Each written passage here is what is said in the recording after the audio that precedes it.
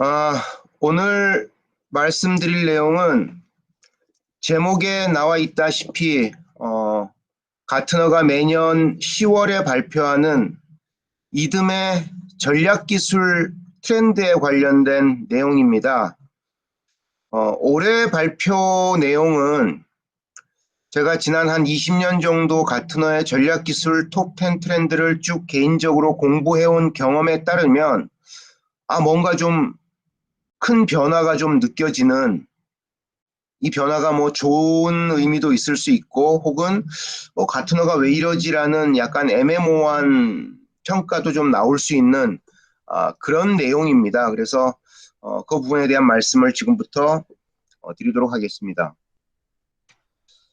간단하게 제 소개를 하면요. 저는 주로 초기 얼리 스테이지 스타트업들에 대한 미국 벤처 캐피탈의 투자 동향 분석을 통해서 앞으로 떠오를 만한 새로운 대박 아이템, 새로운 비즈니스 모델 트렌드를 연구한 일을 하고 있습니다.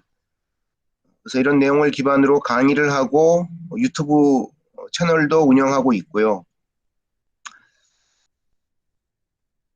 오늘 자료는 가트너 홈페이지에 있는 프레스 릴리즈 자료를 일단 대부분 참조를 했고요. 그 외에도 아마 우리 아담년 회원 여러분들도 요 가트너 링크나 요 구글 검색을 통해 타고 들어가다 보시면 본인의 그 이메일만 등록을 하면은 얘네 화이트 페이퍼를 다운 받으실 수가 있습니다. 뭐 보도자료하고 크게 큰 차이는 없는데 여러 가지 그림이나 이렇게 해설 부분이 조금 더 상세하게 된 내용들이 있으니까 참조하시면 도움이 될 것 같습니다. 올해 발표한 내년 2021년 톱 전략기술 트렌드에 대한 몇 가지 특징을 살펴보겠습니다. 일단 기본적으로 가트너가 이 전략기술 트렌드를 얘기하면서 기본적 전제 조건을 내세웁니다. 우리가 이 전략기술 트렌드를 설명하는 데 있어서 기본적으로 내년에 가장 주목해야 될 키워드가 무엇인지를 설명을 합니다. 내년 전략기술 트렌드의 키워드는 여기 나와 있는 Operational Resiliency입니다. 그러니까 뭐 우리말로 번역하면은 뭐 운영 회복 탄력성, 운영 복원력 이런 정도가 되겠죠. 가트너가 이 개념을 전략기술 트렌드의 핵심 메시지나 키워드로 내세운 이유는 뭐 우리 모두가 예상하는 그런 이유입니다. 올해 코로나19라는 세계적 역병을 우리가 맞이하면서 대부분의 기업들이 사실은 어떻게 과거의 그런 비즈니스 운영 수준과 단계로 복원할 것인지에 대해서 답답해하고 대응하는데 되게 어려움들을 겪었다는 거죠. 그게 뭐 비즈니스 운영의 수준이든 회사 비즈니스 프로세스의 어떤 뭐 완성도 측면이든 뭐 여러 가지 측면에서 말입니다. 그러다 보니까 가트너는 이 코비드 19이 일정 정도 해결되더라도 이런 세계적인 큰 이슈가 앞으로도 계속 발생을 할 가능성이 높다고 본다면 이런 기업이 이런 운영 복원력, 운영 측면에서 회복 탄력성을 확보하는 게 그 어느 때보다 중요해질 것이고 이에 대응할 수 있는 정보 시스템 인프라와 운영 수준을 맞추는 것이 중요하다고 강조하고 있습니다. 그래서 결국은 기업의 IT 책임자인 CIO들은 이렇게 미래의 비즈니스 환경에 어떤 적응할 수 있는, 조직이 이렇게 적응할 수 있는 유연성을 확보해야 된다고 얘기하는데 한국의 CIO들의 어떤 수준이나 기업 내에서의 위상과 그동안 IT 전략을 추진하던 환경과 비교해 놓고 보면은 좀 답답한 측면이 있는 거죠. 한국 입장에서 보면은 제 생각에는. 그래서 이거는 우리가 CIO라는 직책을 가지고 있는 대기업뿐만 아니라 뭐 이게 스타트업이든 좀 자그마한 벤처 기업이든 혹은 전통적인 중소기업, 중견기업이든 IT 조직의 완성도가 높고 낮고와 상관없이 모두가 이 유연성에 대한 부분을 심각하게 고민해야 되는 그런 이슈라고 제 개인적으로는 생각을 합니다. 그래서 이 가트너 톱 전략기술 트렌드 2021년 내년 전략기술 톱 트렌드는 이런 유연성을 어떻게 확보할 것인가와 관련된, 제가 이 장표에는 기술이라고 표현을 했는데 정확히 얘기하면 기술이라기보다는 그런 사상과 키워드로 점철되어 있는 내용이라고 보시면 됩니다. 작년 말에 발표한 올해 전략기술 톱10 키워드 핵심 메시지하고 얼마 전에 발표한 내년 키워드하고 차이를 보면은 저는 10월 말에 이 자료를 처음 보고 깜짝 놀랐습니다. 가트너가 지금까지는 탑10 스트래티직 테크놀로지 트렌드라고 항상 표현을 했어요. 전략기술 톱10. 근데 올해 들어서 이 제목에서 톱10이란 말을 없애버렸습니다. 그래서 제 생각에는 아마 9월 달에 가트너 본사에서 엄청나게 내부적인 토론과 악유가 있었던 것 같아요. 아니, 지금까지 수십 년간 톱10이라는 제목을 계속 써왔는데 톱10이라고 안 하고 톱9 이렇게 올해 바꿨거든요. 뭐 톱9이라는 표현은 안 썼습니다만은 10개를 다 추려내지 못하는 건 우리의 어떤 레퓨테이션에 문제가 있을 것 같다라는 아마 논쟁이 있었을 것 같습니다. 제가 보기에는. 근데 어쨌든 올해부터 이제 그렇게 하기로 한 건지 아니면 올해만 그런 건지 모르겠습니다만은 톱10이라는 제목의 키워드가 빠지고 오른쪽 그림에서 보시다시피 세 가지 테마를 중심으로 한 9가지 전략기술 트렌드를 발표했습니다. 왼쪽은 이제 작년 말에 발표한 올해 10가지 트렌드이고요. 두 번째 흥미로운 느낌이 든 건 뭐냐면 지금까지 가트너의 전략기술 톱10 트렌드를 제가 한 20여 년 정도 쭉 봐온 것에 따르면 대부분 새로운 신기술에 대한 내용들이 많이 들어 있었습니다. 그래서 IT 벤더나 IT를 활용하는 CIO 입장에서는 야, 우리도 저런 기술 가지고 한번 활용을 해보자. 저런 기술을 한번 우리도 비즈니스를 준비하자라는 인사이트를 손쉽게 마련하는 것이 가능했습니다. 근데 이게 2, 3년 전부터 작년에 발표한 2020년 트렌드를 보시다시피 되게 추상적인 개념들이 많습니다.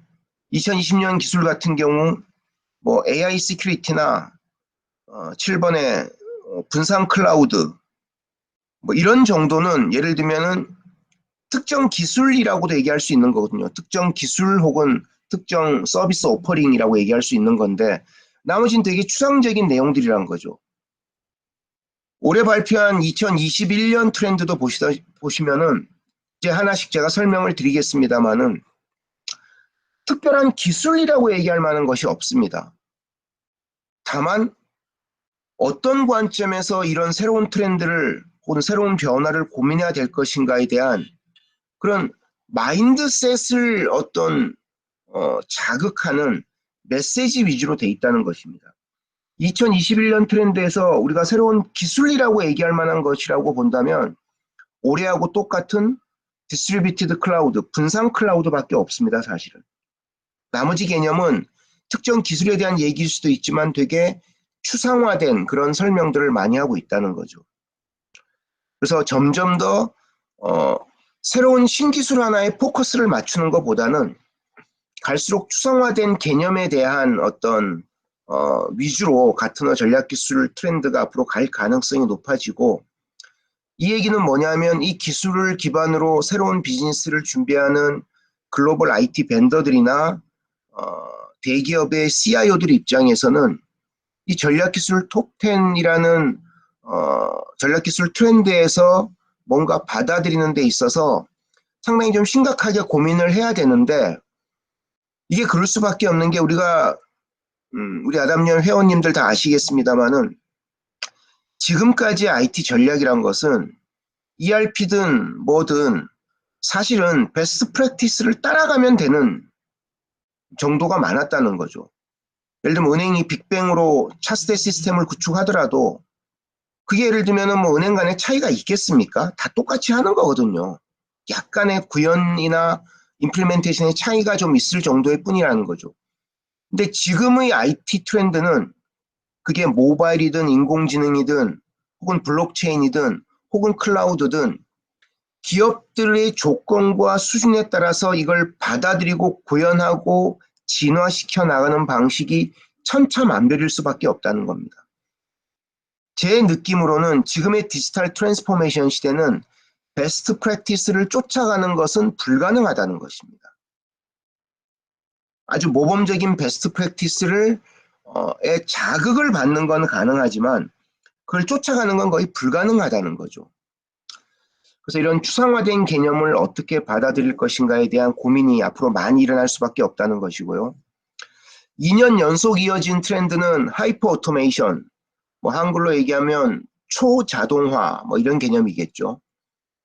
뭐 극도의 자동화 이런 개념이 있고 아까 말씀드린 디스트리뷰티드 클라우드, 분산 클라우드에 대한 얘기가 있고요.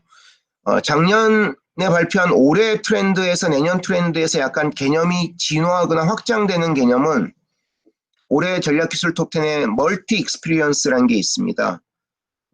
다중 경험. 근데 이게 약간은 말장난 같은 개념인데 토탈 익스피리언스, 전체 경험이라는 개념으로 바뀌었습니다. 지금부터 이 9가지 탑 테크놀로지 트렌드에 대한 설명을 하나씩 말씀을 드리겠습니다. 먼저 첫 번째는 인터넷 오브 비헤이비어, 행동 인터넷입니다. 뭐 우리가 모두 아는 사물 인터넷이라는 개념에서 약간은 차용을 한 그런 용어인데요. 사실은 내용을 훑어놓고 보면은 지금까지 우리가 얘기했던 내용들 혹은 우리가 언급한 여러 가지 기술에서 크게 벗어난 것은 아닙니다.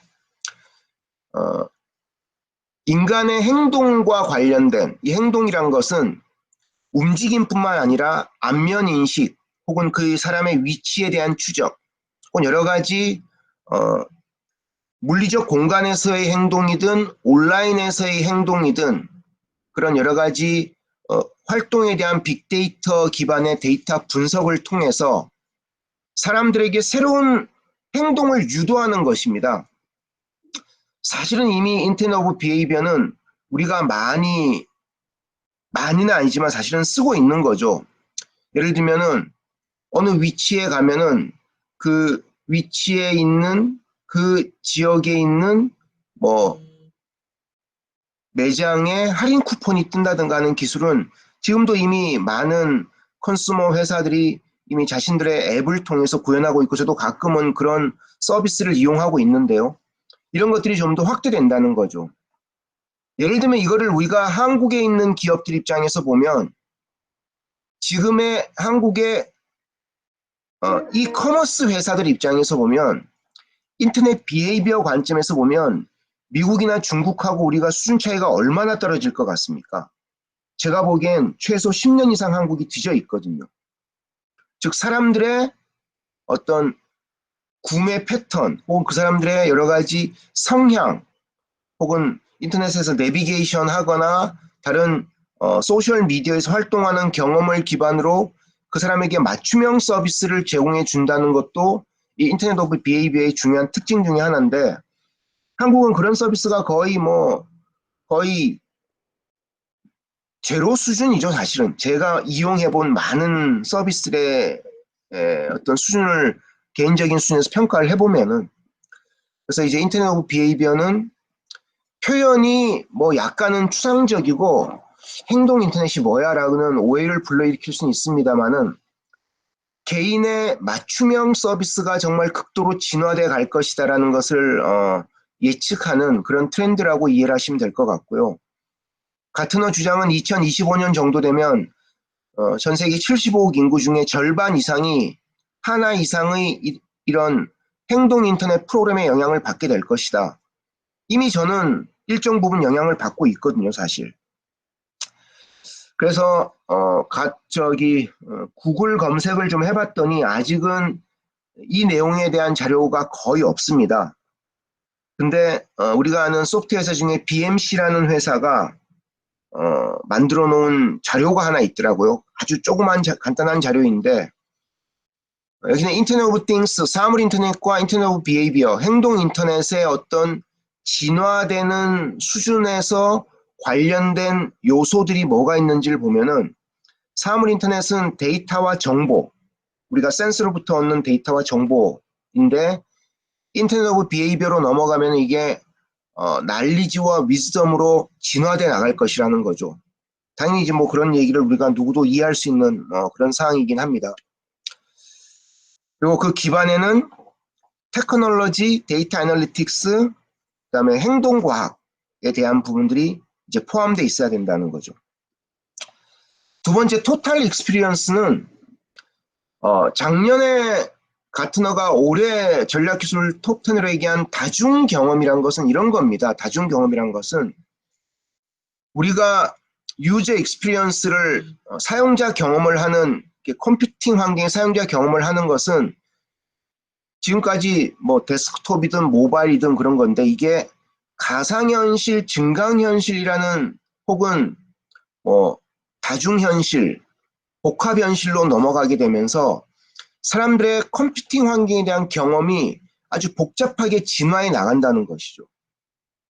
근데 가트너는 이걸 올해 어떻게 약간은 말을 꼬아서 설명을 했냐면 이런 다중 경험이 사용자들, 우리 회사의 유저들에 대한 경험과 관련된 것일 뿐만 아니라 우리 고객은 물론 우리 임직원들도 이런 다중 경험을 체험할 수 있어야 된다는 것이죠. 저는 그래서 이게 어떤 것인가를 개인적으로 생각을 해보니까 예를 들면 이렇습니다. 미국의 제조업의 CIO들은 이미 2, 3년 전부터 회사의 ISP, 정보전략계획을 세울 때 거의 탑3 안에 들어가는 핵심 전략기술 메시지 중에 하나는 가상현실, 증강현실을 사내 정보 시스템에 적용하는 것입니다.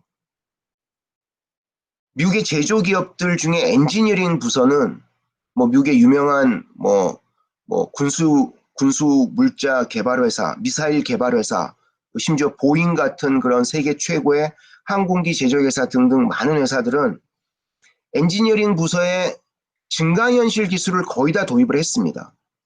그래서 엔지니어들이 매뉴얼을 들고 다니는 것이 아니라 구글 글래스 같은 증강현실 안경을 쓰고 다녀요. 그래서 이 노트북 같은 머신을 딱 보면은 이 머신에서 디바이스를 해체하거나 수리할 때 어떤 식이 필요한지에 대한 증강현실 메시지가 오른쪽에 딱 뜹니다. 그러니까 예를 들면은 가트너가 토탈 익스피리언스라고 얘기한 부분은 뭐 올해 얘기한 멀티 익스피리언스나 그 전에 얘기했던 여러 가지 가상현실, 증강현실의 개념을 이제는 고객이 경험하는 것뿐만 아니라 기업 내 정보 시스템에도 이런 부분을 적용해야 된다는 개념으로 되게 강조한 것 같고요. 특히 이 토탈 익스피리언스는 우리가 에듀테크라고 하는 교육 기술 분야, 교육 관련된 스타트업들 분야에서는 내년에 아마 최고의 핫 이슈로 떠오를 가능성이 있습니다.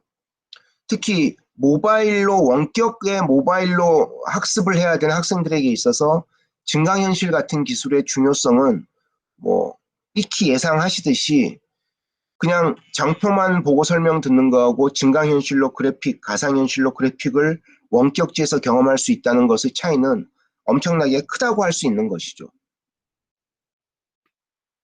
세 번째는 Privacy Enhancing Computation입니다. 개인정보를 보호를 더 강화하는 그런 컴퓨팅이라고 할 수 있는 거죠. 사실 한국은 이런 개인정보 보호 컴퓨팅에 대한 부분이 관심이 높기는 합니다만은 글로벌보다 좀 덜 높은 환경이라고 할 수 있습니다. 외국 같은 경우는 유럽의 GDPR이나 미국의 여러 가지 이슈들, 특히 유럽 같은 경우는 GDPR뿐만 아니라 제가 최근 제 유튜브 채널에 올린 그 장표 중에 하나가 뭐 사스 관련된 장표가 있거든요. 비즈니스 모델. 거기 보시면은 유럽은 유럽 전체적으로도 그렇고 뭐 런던, 프랑스 같은 나라별로도 이런 그 산업별로 클라우드를 쓸 때 지켜야 되는 이런 프라이버시 이슈들에 대한 레귤레이션들이 정말 많더라고요. 그러니까 예를 들면 그런 것들을 우리가 고려했을 때 이런 글로벌 데이터 보호법의 성숙이 어느 나라 어느 기업이든 CIO에겐 더 많은 컴플라이언스 리스크에 직면할 수밖에 없도록 만들고 있다는 것이죠.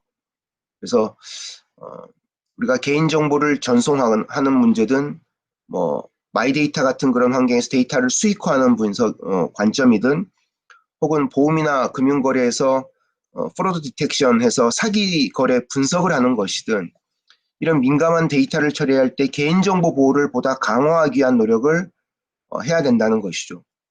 이런 부분들이 아주 중요한 이슈로 떠오르고 있다는 것입니다. 네 번째는 분산 클라우드인데요. 오늘 뭐 한국 오라클의 우리 상무님도 발표를 하시는 것에 이런 내용이 아마 들어있을 것 같다는 느낌도 드는데요. 기업들이 자기네 데이터가 국외로 나가는 것뿐만 아니라 한국에 있는 다른 퍼블릭 클라우드 회사의 데이터 센터라도 가는 것도 두려워할 가능성이 있습니다. 나는 클라우드를 이용하고 싶은데 내가 프라이빗 클라우드 구축하는 건 좀 복잡하고 그렇다고 퍼블릭 클라우드에 맡겨서 우리 데이터를 그쪽으로 넘겨주는 것은 불안하다고 했을 때 우리 회사의 물리적 공간 혹은 우리 데이터 센터 내에 클라우드 시스템을 퍼블릭 클라우드 업체가 구축해 주는 것입니다. 한국 오라클도 이런 서비스가 있는데요.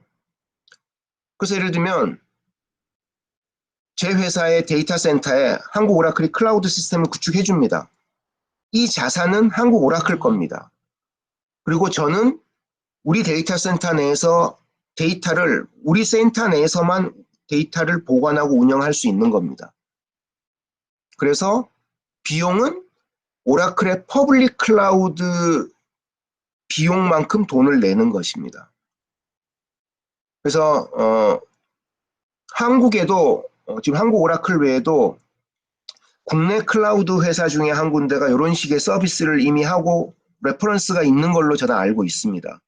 그래서 지금까지는 예를 들면은 하이브리드 클라우드 개념으로 간다고 얘기했는데 제 생각에 이 얘기가 조금 달라질 가능성도 있다는 것이죠. 가트너 주장처럼 이런 디스트리뷰티드 클라우드가 프라이빗 클라우드를 대체해 나갈 가능성이 저는 개인적으로 가트너처럼 높다고 생각을 하거든요. 그래서 이런 부분도 되게 중요한 이슈 중에 하나로 떠오르고 있고요. 다섯 번째는 이미 우리 누구나 다 느끼고 있는 그런 개념입니다. Anywhere Operation. 뭐 우리말로 하면 좀 더 여기 추가해서 언제 어디서든 운영이 가능해야 되는 IT 운영 모델을 확보해야 된다는 것이죠. 사실은 이게 Anywhere Operation이라고 얘기하지만 생각보다 지금 한국의 각 산업 업종별로 IT 인프라의 구축 수준을 놓고 쉽지 않은 곳들이 많습니다. 예를 들면은 제가 있는 구로구 지역에 올 중반에 콜센터에 뭐 코비드 19 이슈가 크게 터졌을 때 그때 콜센터 운영하는 회사들이 아니 콜센터 요원들을 집에서 재택근무 시키면 시스템에 대한 운영과 보안 유지를 어떻게 할 것인가 가지고 되게 논란이 많았거든요. 그러니까 이런 애니웨어 오퍼레이션이라는 게 야 지금도 뭐 VPN으로 연결해서 쓰면 되는 거 아니야라고 하지만 생각보다 사무실 내에서 쓰고 있는 IT 운영 환경과 재택근무나 모바일 환경의 운영 환경이 100% 똑같지 않은 경우가 거의 대부분일 가능성이 높다는 것입니다. 그래서 이런 애니웨어 오퍼레이션에 대한 고민을 좀 더 심각하게 해야 될 것 같고요. 그러려면은 이 클라우드 컴퓨팅에 대한 한국의 이런 아주 후진적인 생각들이 정말 많이 바뀌어야 되는 것이죠. 그래서 이 애니웨어 오퍼레이션의 핵심적인 영역들 5가지를 보면은 협업 및 생산성 향상, 협업에 대한 부분도 한국이 워낙 글로벌로 많이 뒤처진 국가였는데 올해 코로나 때문에 어쨌든 협업에 대한 관심이 많이 높아진 것 같습니다. 제가 보기에는 주변에 대기업들도 협업 툴들 많이 쓰고 있기도 하고요. 잘 쓰고 있는지는 잘 모르겠습니다만은. 그리고 두 번째는 이런 보안이 많이 보장되는 환경에서 원격 액세스가 가능한 뭐 그런 부분도 필요하고요. 그다음에 클라우드 및 엣지 인프라를 구축하는 것도 많이 필요하고요. 그다음에 여기 정말 중요한데 디지털 경험의 정량화도 되게 중요한 부분이고요.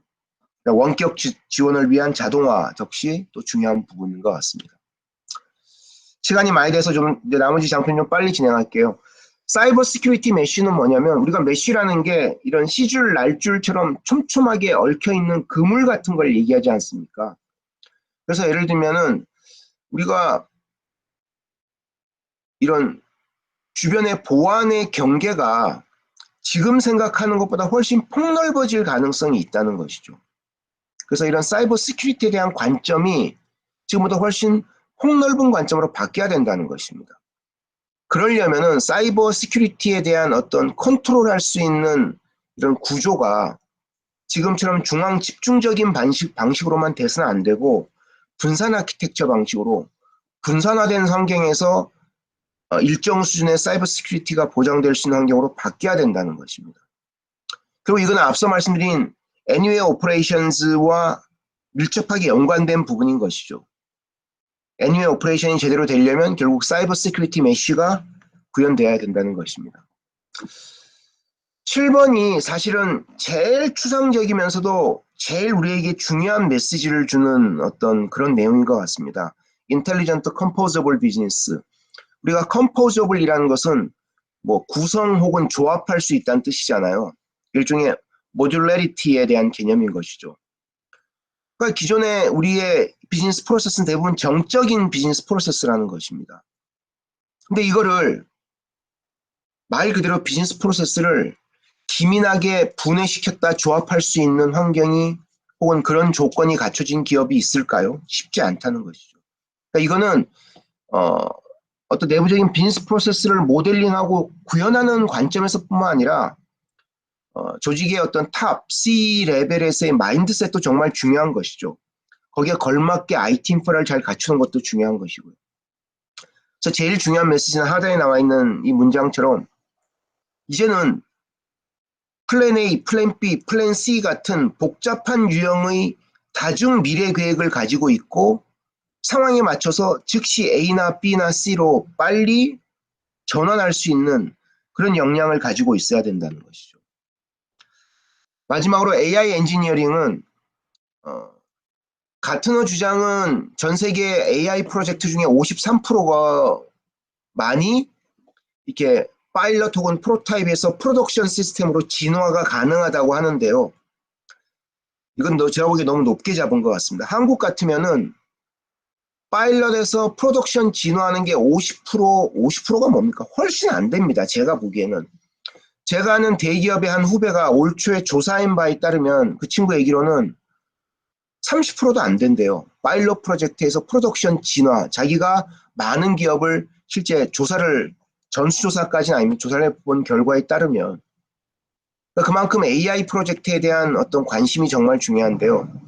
AI 엔지니어링이라는 것은 결국은 우리가 사이언스하고 엔지니어링의 차이는 엔지니어링은 기술을 기반으로 실제 필요한 것을 만들어내는 과정을 얘기하지 않습니까? 그러니까 결국 AI에 있어도 그런 게 되게 중요하다는 것이죠.